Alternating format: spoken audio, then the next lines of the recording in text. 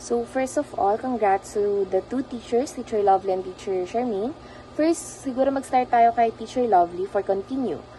Good that the teacher is professional looking, good starting of class, which is yung mantra, clear and audible voice, yung 4 M's, and I think sa alituntunin, mas naging thematic and organized yung kanyang rules.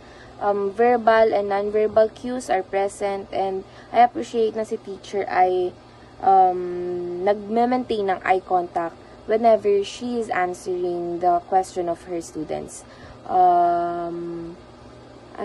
Ayan, kalmado si teacher whenever na sumasagot ng mga answers ng mga students. So, for avoid naman, mas malakas yung background ng video kaysa dun sa message niya.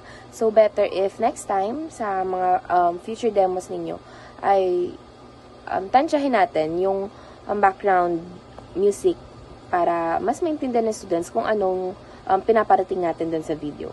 So, more thematic na PPT, small fonts sa mga IMs, and variety of situations. I think ito yung sa activities ni teacher kung saan nagbigay siya ng mga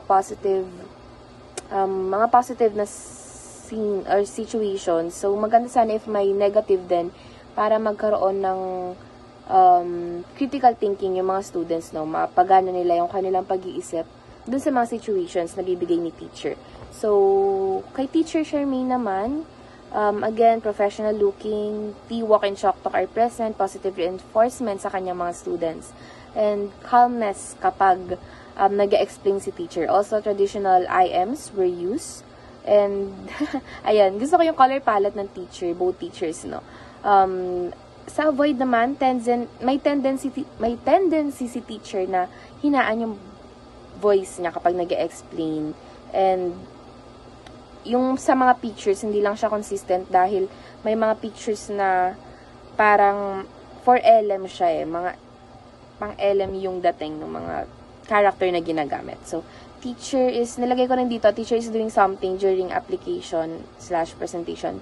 So, I think ito yung, habang nag-explain siguro si teacher, ay may ginagawa siya, or like, siguro binubura niya yung nasa board, or like may dinidikit siya. So, overall, yun lang naman for Teacher Charmaine and Teacher Lovely. Congrats ulit!